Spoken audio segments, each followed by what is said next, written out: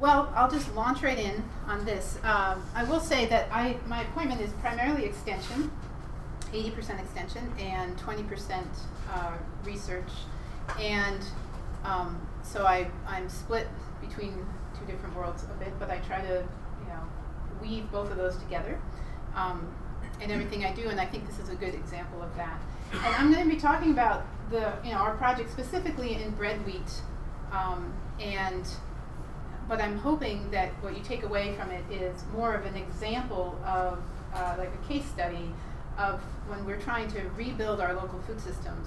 How do we do that? What's involved? What does it take? All right, so this is more of a case study. I made it look really easy here with the pictures, where it's just it's very linear. It just goes from growing the crop to harvesting it to admiring it and cleaning it and baking it into bread. But it's not that easy, and there are a lot of people involved, which you don't see here, and things are not linear. There's a lot of, well, should we say, weaving together of efforts, and so I hope you get a little bit of that through the talk.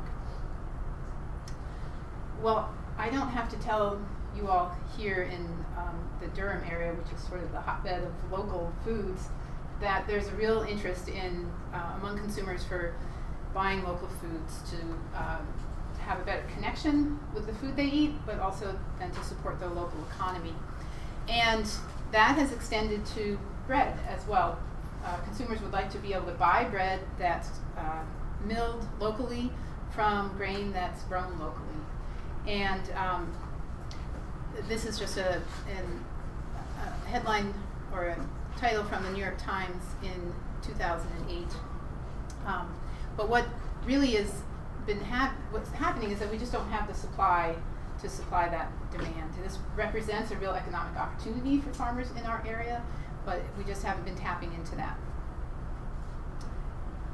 There's been a lot of, some of that interest has spurned efforts like this, but that then also builds more interest. So this is an exciting thing that's been going on in Maine since 2007 called the KNEADING Conference. It's a group in the Skowhegan area that were interested in their grain traditions and in baking bread using artisan methods and using wood-fired ovens. And I mean, who had the idea for doing this? Who would think that you could have a two-day fair conference all about bread, baking bread, growing bread, milling bread, or milling wheat. And it's a two-day conference that's really high quality. They charge $300 for the weekend or the 2 days, and they limit it at 250 people. You have food writers coming in from all over the country. You have chefs, bakers coming in and doing demonstrations. We don't have as many farmers actually involved. It's not hitting that audience so much, but what it is doing is really building a lot of interest and connections with where grain is coming from. And I would just say that there are a lot of these kinds of efforts and activities going on around the country in different pockets. KNEADING Conference has actually expanded, and last year they had the first KNEADING Conference West.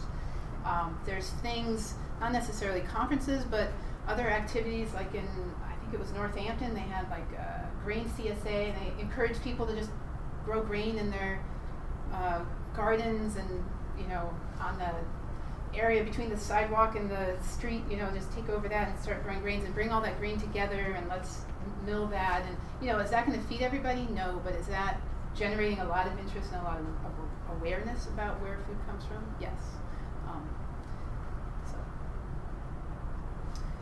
So a lot of those efforts, a lot of those people are referring, they always refer back to, well, we can do this now because we used to do that, right? We used to do that. We used to grow bread here in significant quantities. In fact, if you look at a lot of the literature, it's like, well, Maine was once the breadbasket of New England, really. Well, then you look at some of the write-ups in Vermont and everything, and they say, well, we can do it here because Vermont was once the breadbasket of New England. And then Massachusetts, well, I actually saw an article that said, well, Massachusetts was once the breadbasket of New England. And while you can't, not all of these things can be true, the truth in here is just that there was a lot of grains grown, and people were a lot more self-sufficient in grains in the past. And then things came into play, diseases and insect pests, and the railroad opening up markets, or opening up transportation for production out in the West, and, you know, so a lot of external factors. So there hasn't been so much production in our area since like the Civil War time. Really started decreasing. And with that sort of has gone a lot of expertise, a lot of infrastructure, just the knowledge of how to go about doing this. In Maine, we do have an example of, for sort of long, in the more recent past, of people trying to pull it together, the grain production with the bread baking. And it really goes back to Jim Amaral here from Borealis Breads, who in the late 90s started looking for farmers to grow grain for him and getting it milled, you know, custom milled at a mill in the state and using it in his bread. I mean, this was before local was cool, right? So, and then in 2000 he started working with Matt Williams to grow grain, who was a former extension educator up in the northern part of our state. And he was growing some wheat, and then he opened a mill, I think it was in 2003, and since they've been doing this partnership where Matt grows and also contracts with other farmers in the area to grow grains, and he mills, and then Jim's been using his bread the grain, the flour in his products, and he has one of his breads is called the Aroostook wheat, because it's using 100% wheat from Aroostook County in Maine. So pretty cool. And Jim is passionate about the whole, you know, trying to bring our grain culture back, and talks about grain the same way you talk about cheeses and terroir, and trying to get that kind of sensibility back. There's a lot in a lot of the local. There hasn't been as much attention paid to the grain aspect. You can find, you know, local fruits and vegetables. You can find local cheeses, local meats, but grain has kind of been ignored, and so he's been a great ambassador for that. But the scale of this has been pretty small. Jim's used maybe about 80,000 pounds per year in production, so maybe, you know, 30, 40 acres total. And there just hasn't been the production to supply the larger demand. And also the quality hasn't been there as much. It's been an issue. I'll just point out as well another long-term grower and user of grains in Maine is the Garretson family. So Jim and Megan Garretson have Wood Prairie Farm, and their focus is really on potatoes. They do mail order potatoes at a really high price, and they're organic, and they also have been doing wheat for a long time as something that they offer, so that you can buy whole grain wheat berries, or you can buy wheat flour. And while Matt would probably buy, let's say, I mean, wheat prices fluctuate, but he would probably pay somewhere between $500 and $700 a ton for wheat from somebody. These guys, this is mail order, okay, so that includes shipping, but $10 for 2 pounds, $5 a pound is about $10,000 per ton. So it's a whole different, we're talking really different markets, different kind of prices and scales. He's only growing, you know, 4 or 5 acres a year, so there's not a lot of production. All right, well, concurrent with the interest in local food-grade grains, it was this interest in getting more locally produced feed-grade grains, and specifically organic feed. And the issue here was that in the early 2000, like 2003 or something, there was a study looking at the cost of production in organic dairies, which were increasing in the region, and finding that the grain was a majority of the production cost. Organic grain was a majority of the production cost for an organic dairy farmer. And not only is the price high, but it was unreliable quality and unreliable supply. So it's a real issue for dairy farmers. So a lot of organic dairy farmers started playing around with growing their own grains. They hadn't done that in the past. Pretty much they've been focusing on forages and silage. It requires a whole different implement component to do grains, but some of them were trying that. And then as they were doing that, they started seeing this food grade market opening up and thinking, well, I can get twice the pay price if I sell my grain for food as if I sell it for feed. And so they, some of them started shoveling into that food grade market and then buying, using their revenues, to buy grain. And one of those people is Brent Beidler here in Vermont. So providing this economic opportunity, at the time we thought this would be a great thing for dairy farmers to move into. They have a cash crop in addition to what they're doing. And some of them tried it. What's really happened is that you're a dairy farmer first, and it's been hard for many of them to pull it off just because they're focused more on the dairy operation and not necessarily on the key times and the aspects, when you have to be paying attention to grains. They're not demanding crops, but you have to get them in early. You better be ready to get them in early, and that's a lot of times conflicting with cutting hay, and then you have to be ready to harvest when they're ready. So it hasn't caught on as much on dairy farms as we thought it might.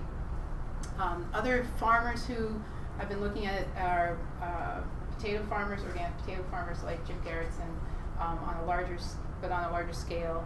Or there's a number of potato land that's been in production in potatoes and then kind of by the wayside, and farmers getting out of that and thinking about, well, what are new opportunities for them, and maybe trying to do some food grade grains along with feed grade grains might be viable.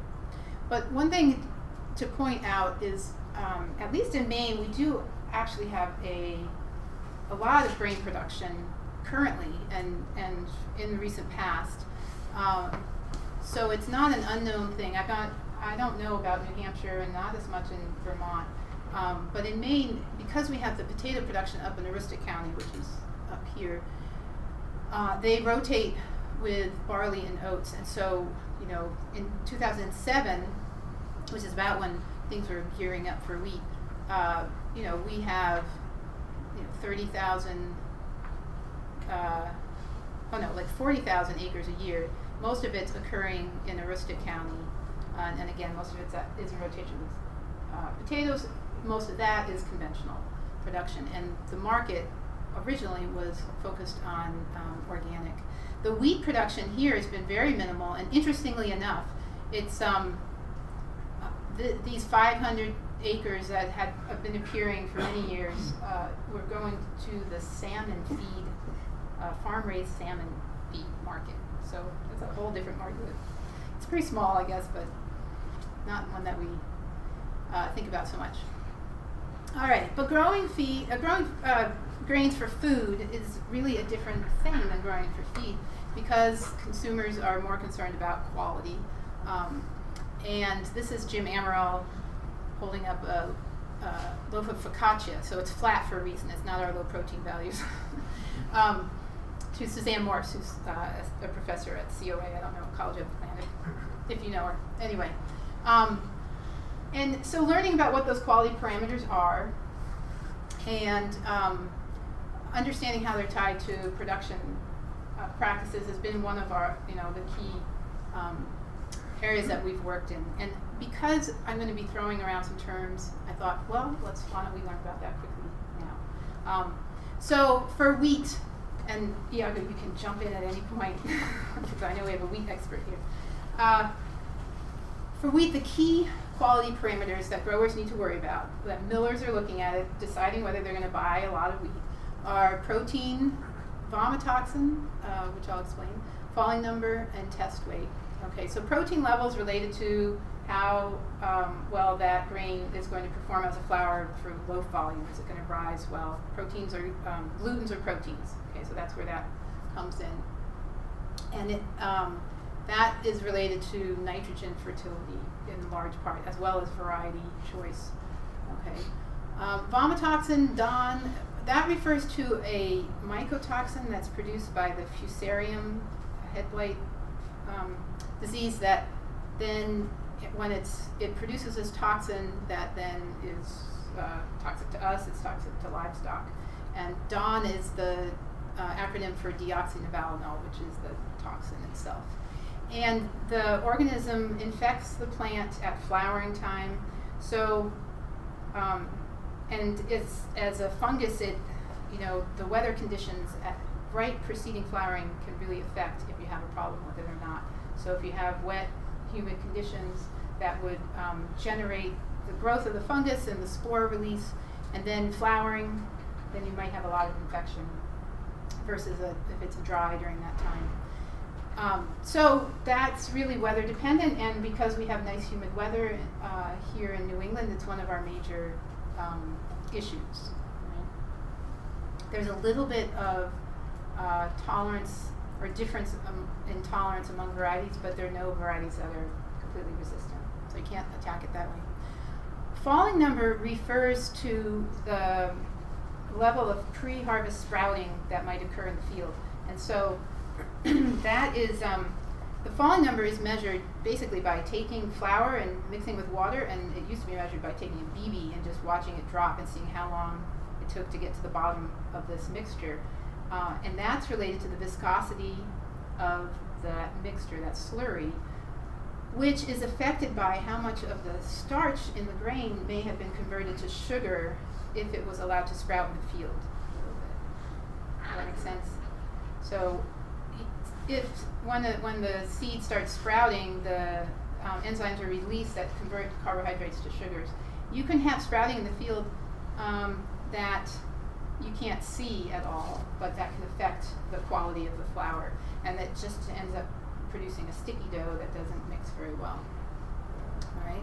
So these are all things that, I mean, test weight, all farmers know about test weight, but these other characteristics are like a whole new thing for growers.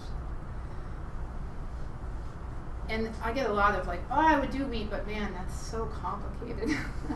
And it's, they have to deal with all sorts of other kinds of considerations in the crops they grow, right? But because it's new, it's a bit of a stumbling block.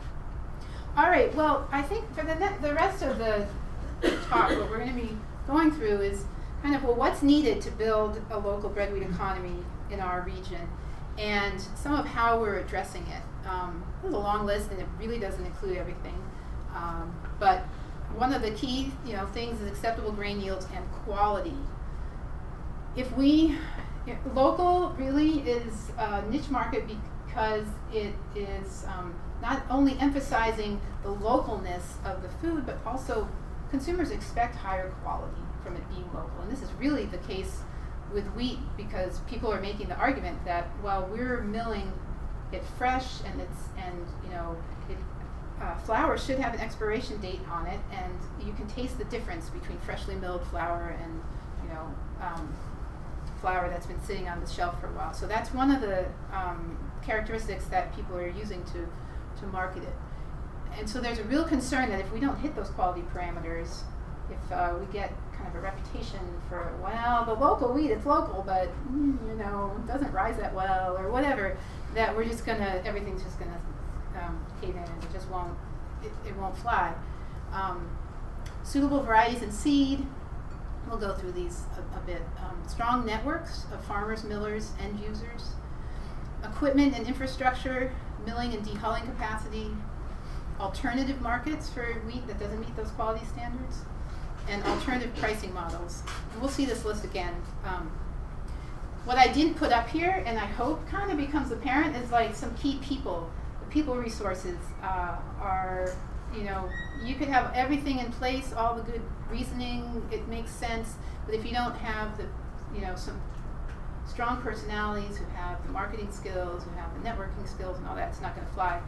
You could have a marginal idea that's kind of okay, and you have the right person behind it, and it could be successful.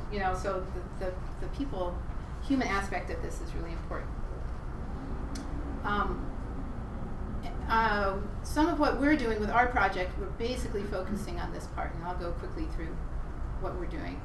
Well, so in 2008, a number of us in Maine and Vermont wrote a grant to get work focusing on trying to increase the production and quality of grain that's grown, food grain that's grown.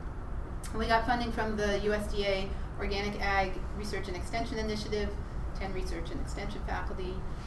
4 years, and enough money to do some things. So that was good. And what we have basically 3 initiatives that we're working on. The research on key production issues, networking and outreach, and tools for farmers to use. So in terms of the research, we identified the key issues we identified were definitely finding varieties that do well under organic production in our region. Since there hadn't been so much production, people were growing some varieties, but did we know that those were really the best suited for our situation? Weed management, this is all organic based, so weed management is a real key one. And really in spring cereals, that's where it's most of the issue. In winter wheat, the real issue is not weeds so much, because winter wheat, because of it's sown in the fall and then survives the winter and then starts growing in the spring, it's very competitive against weeds, except for perennial weeds. But if you don't have perennial weeds, we haven't really had to do anything for weed management. Really for winter wheat, the key issue there is fertility. It's hard to get enough protein to the crop using organic sources to get the protein levels then the next spring that will make it suitable for bread production. Most of the organic sources that are affordable are ones that you would put on pre-plant. And so then having the nitrogen from the manure actually survive through the winter and mineralize enough in the spring to feed the crop is challenging. And we'll look at one of the things we're looking at for that. Fusarium, which is the disease that causes the mycotoxins, and then also profitability and risk. We can pay more for a given, per bushel, and definitely pay more, but it also, if you don't meet the quality parameters, then you're not taking it to the food mill for bread, you're taking it to the feed mill, and that's a lower price, or maybe it's not even suitable for feed. So that looking at risk is an important aspect. So I'll just go through some of the research that we're doing. The variety evaluations we're doing at 4 sites in Maine and Vermont, 2 on-farm sites, 2 on-station sites. We're looking at commercially available varieties. There's a lot of interest, along with this local, there's a lot of interest in renewing heritage varieties, whether it be tomatoes or whatever, but the same thing is in wheat. And because we don't have sources of seed of those heritage varieties yet, and I know that in enough quantity, we felt like it was important to just focus on what is seed that's commercially available. We had 25 varieties, or over 25 of both spring and winter wheat in both for our first 2 years. And then we were able to kind of narrow down to about 16 of both for these next couple of years. And the one characteristic that we just are culling harshly for is DON levels. So if we have high mycotoxin levels consistently at all these sites over both years, we're just like, this is not going to make it in our region, so we have to get rid of it. And then we're looking at yield and protein and the falling number and all those other characteristics. We're also then taking the grain and milling it, and then just this year we started with bake tests. And so this is a group of bakers who gathered at King Arthur in Vermont, and this is Randy George of Red Hen Bakery, and I have to say he kind of took the lead on this. So in the whole world of bread wheat, most of the baking tests have been done using sort of conventional baking methods, the pup loaf, the sliced loaf of bread. But for local wheat, the market isn't really there. It's more to the artisan bakers. And so the challenge has been kind of developing a baking method, a standard baking method that uses artisan methods, to evaluate these different varieties. And that's what they've been working on. And there's another baker, where's Tom Leonard out of, do you know? Yeah, who's been contributing to this as well on the nationally. And so they got together and went through a method, and then did some bake tests. And this was just basically to develop the method. We only had 4 varieties we were looking at, but these are 2 that the one that had the best, that came out as the winner of that trial, Redeemer, Jerry was not as well liked. And we brought him back to the, everybody who was there brought him back to their offices, you know, in the different states, and we all had taste tests there. And that's where we came up with, at least from these informal taste tests and how the loaf looked in terms of loaf volume, that Redeemer was one of the best.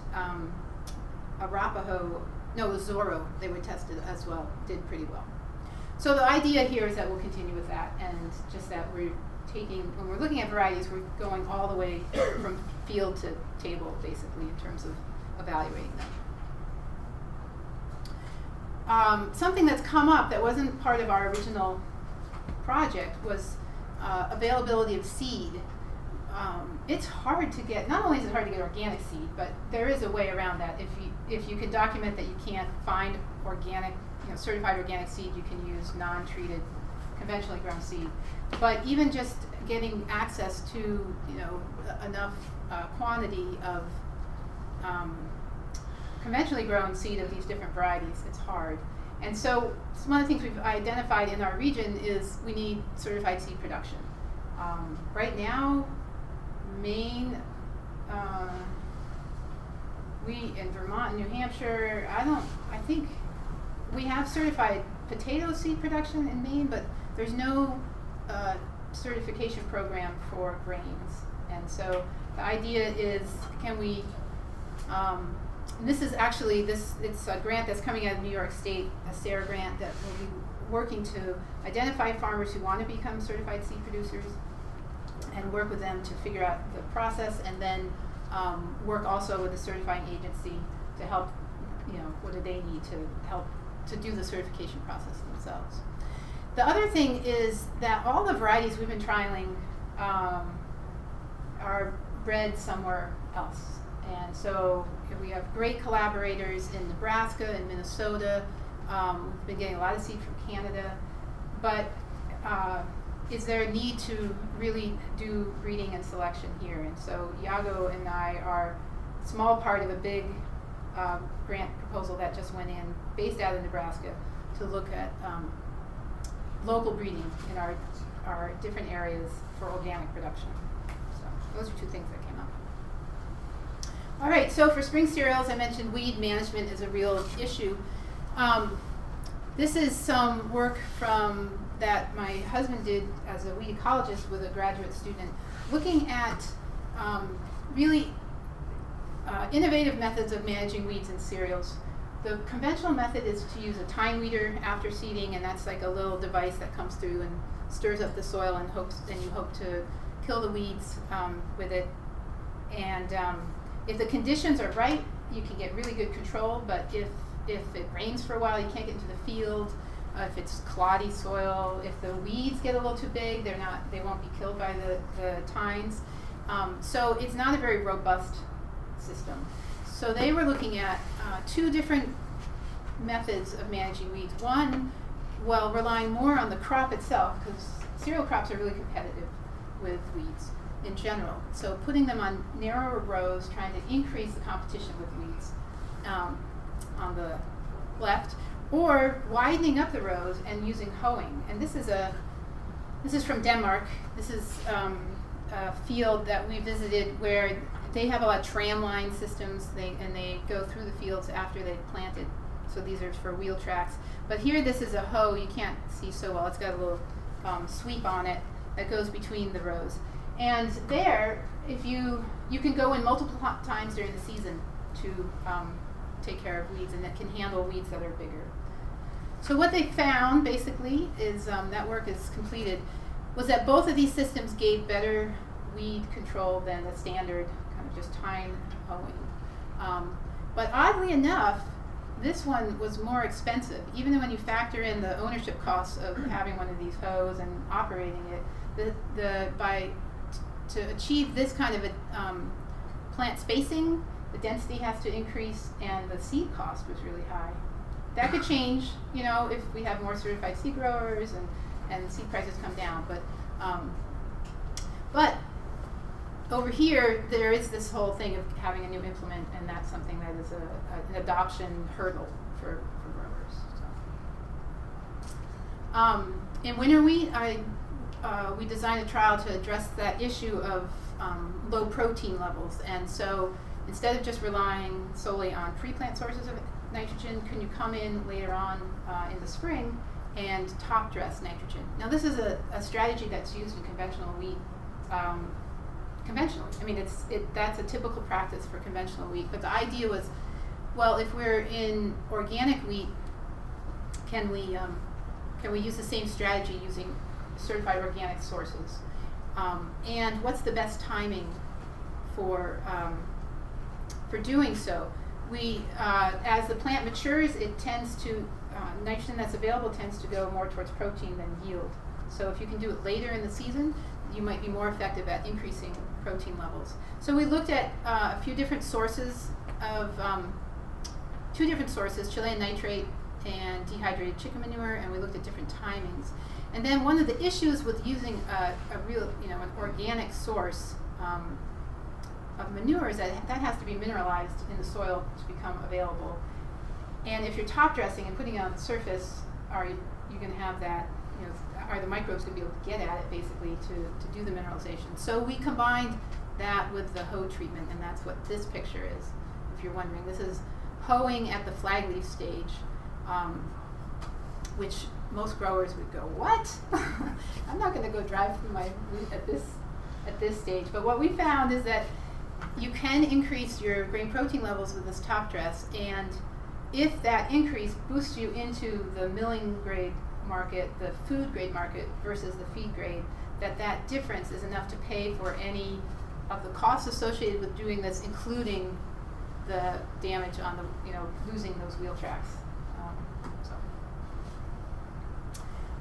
There's some work, I won't go into it, but in Vermont they've been looking at some of the Fusarium head blight, where it comes from, if planting a clover crop underneath can help reduce infestations. All right. So then the second initiative is on networking and outreach. Because this is local and we're involving everyone from farmers to the millers to the bakers, it's like really getting communication among those key players is one of our key goals there.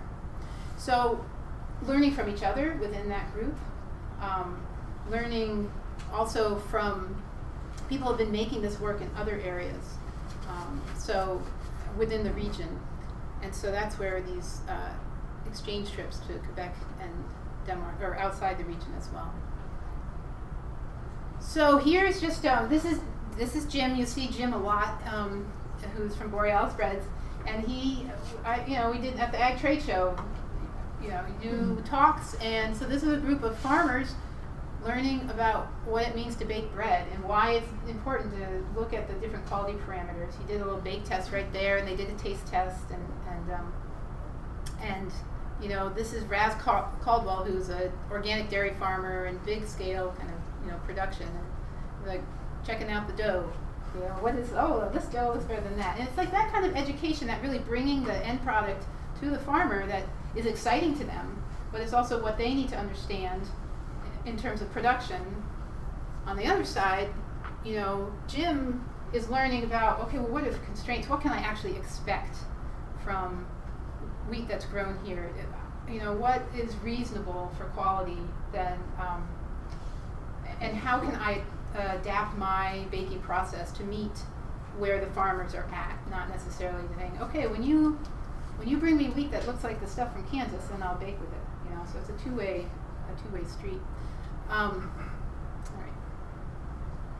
These are some shots from our trip to Quebec.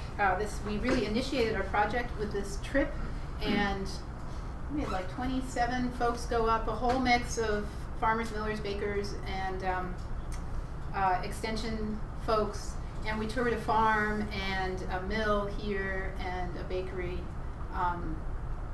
and this shot I think speaks to the whole thing about building network, where Jack Laser, you might know from Butterworks Farm, a farmer, and Ben Gleason, who's a miller and a farmer, Julie, can't remember her last name, who's a baker, Jeffrey Handelman, who's like he teaches baking at King Arthur, and he's a master, no, what is he? He has some sort of certification or something, a master baker or something that's not many people have, and a graduate student here. It's just like bringing just the chance to get everybody together, kind of talking, was I think one of the key outcomes of this trip, but also we learned about trying to harvest earlier and having the drying and storage capacity to protect quality.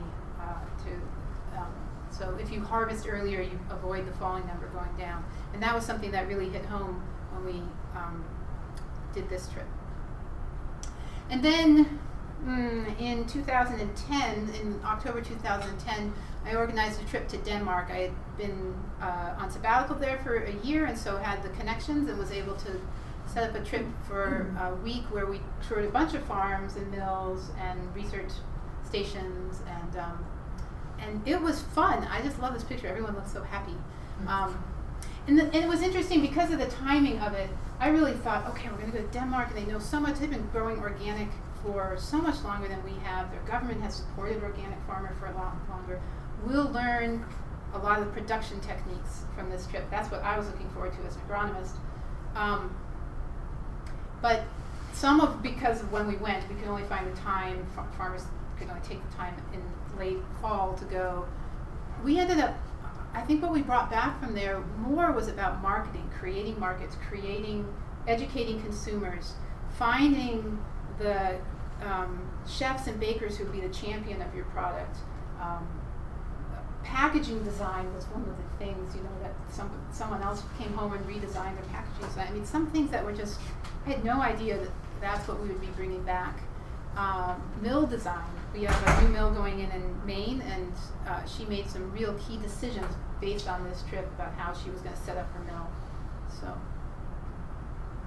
So, and we produced some videos, a series of videos that are available on our website that highlight our hosts. So, okay.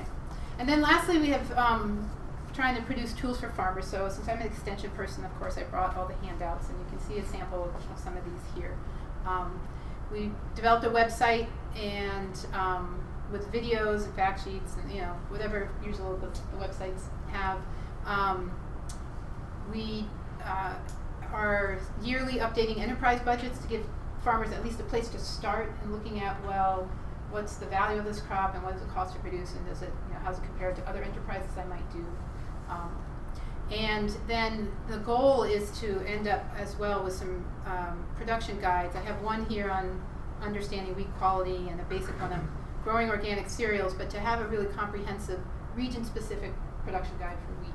So we'll be building that. There's our website. And that's one of the publications we did. So, all right, well, back to, that's what we've been working on, this aspect. But what other things are really needed? And I always try to make the point that our piece as for the university and extension is just one little tiny piece of all the stuff that's going on and what's needed. These other issues are things that are being addressed by a lot of other people in creative ways, and we'll look a little bit at those. So equipment and infrastructure. I don't know, in late summer I get calls sometimes where it's like, well, so the wheat's out there and it looks ready to harvest. Do you know somebody owns a combine? Or do you know how I can get that in? And they're like, what? Granted, those are not experienced farmers by any means. Those are really, wheat enthusiasts, right? And we love to have them, and someday they might be a larger scale farmer. But it's the amount of equipment and infrastructure that's needed to really take the crop from seeding to harvest to cleaning to storing, well, it can be daunting. And we lost that when in our state, or we didn't have it necessarily, we never had cash grain systems like they do in the Midwest. So that's something that we need to build, and it's going to have to be built really slowly, and it's going to be built probably pretty awkwardly, you know, in the first stages. This is like a beautiful grain bin with a aeration system. You put heat to so you can dry your grain and everything. Are we going to see this right now? Probably no. But some things that people are looking at is sharing equipment. Elizabeth Dick in New York State is working on creating a mobile grain processing unit. So for smaller scale farmers, maybe they're scything or using a reaper binder or something, and then this unit would help them with the threshing, with the cleaning, and maybe even with the drying of the grain. And that could go around, and it's not so time sensitive. Those steps aren't so time sensitive. That's one thing. People are looking into sources for used equipment and sort of cobbling together, you know, a complement of equipment that will get them by for a while until they can buy the shiny combine. I know Dorn Cox here in New Hampshire has done some creative things with getting some smaller combines that can be trailered and shared around to farms. You can imagine that with harvest being so time sensitive, sometimes sharing combines is not the best way, you know, it can be difficult. But when you're starting, that's kind of how it's going to look. Some of the mills are looking at, well, maybe we can provide the cleaning and, you know, they just harvest and get it to us as quickly as possible, and we'll clean and dry and store just so that they can get some source as they need it. Speaking of mills, processing and milling capacity, amazingly, Maine really has that. We have the one mill, Matt's Mill up in Aroostook County, that's been milling only Maine-grown organic wheat for a while. But we have two other mills in the state that have been growing, milling grain from other parts of the country. And then this is Amber Lampke and Mike Scholes from Skowhegan area, and they just have, it's been an amazing project to watch. They were involved in starting the KNEADING conference, and what came out of that was, well, if we want more local grains to be grown, then we're going to need some kind of milling capacity. And well, you know, as a community development, rural economic development thing, they started into this project, and they've been phenomenally successful at raising funds. They took the old jail building in the town that was just dilapidated, nobody was using it, and they got some government or state funding to buy the jail, and then they've been raising funds to renovate it. And here is their latest fundraising that they just started.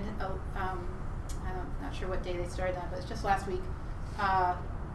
This Kickstarter, I don't know if people are familiar with the Kickstarter, but I hadn't been until they did it. And, you know, they're not, right now, that this was a couple days ago, or, you know, it's not huge bucks, but they'll probably get enough to help them along. And while they're doing this, they're really educating people about what they're doing. Those people are going to be buying their product and blah, blah, blah. So I'm very optimistic about this project just because of how successful they've been with connecting. And the jail is now holding the mill, but it also has the farmers market is centered there, and they've gotten funding to do some innovative things with the farmers market to access local foods to low-income folks, and there's some other businesses that have started. So it's really cool to see this agriculture be the spark that gets a lot of the economic development going in that town. All right, so, but not everything can make it to the food grade market based on those quality characteristics. And so there really is a need for another outlet for farmers to sell their product to if they don't meet bread quality. And so some things have popped up. Feed, of course, is one. Wheat is not the preferred feed for dairy, but people will say that they can use it in their ration. And there's a mill in Maine, a feed mill, that will take it. But there's some new ones that have popped up. Distilling, and actually Matt has been selling just as much of his wheat in the last couple years to a distillery in Boston area as he has for flour, and it's been as profitable, if not more, because the quality standards, they don't actually care about mycotoxins because those are killed during the process, and low protein is not an issue for them. So that's been kind of interesting. Peaks Organic came out with a line of local beers from, was it Maine, Vermont, Massachusetts, and New York. You guys got to get on it, man. Anyway, so that's another option for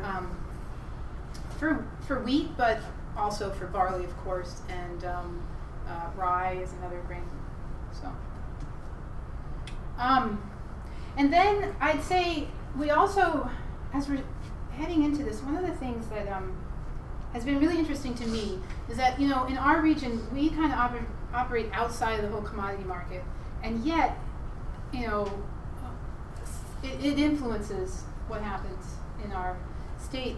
Like Matt Williams in Aurora Mills up in Maine, he bases his price on this formula of the Minneapolis exchange price for wheat, doubles it for organic, and adds 10% for local.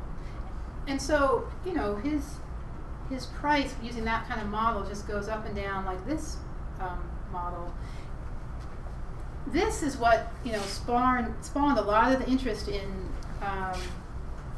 local production for feed grains, but also in some areas for the food as well. So, you know, let's say you're a baker, you can't charge, you know, $10 a loaf one day, or like, you know, $3, and then go up to 10, and then to 4, and then to, you know, you can't do that, right? So some of these end users have to have pretty stable pricing, and yet the, you know, the materials that are coming in for that have this kind of a process. So one of the efforts down in North Carolina in doing local wheat was really motivated by trying to create a stable price to get outside the commodity system and create a fair price, a price that is fair for the farmer, that's fair for the baker, and that's stable over time, and both can rely on that. They can make production decisions based on that.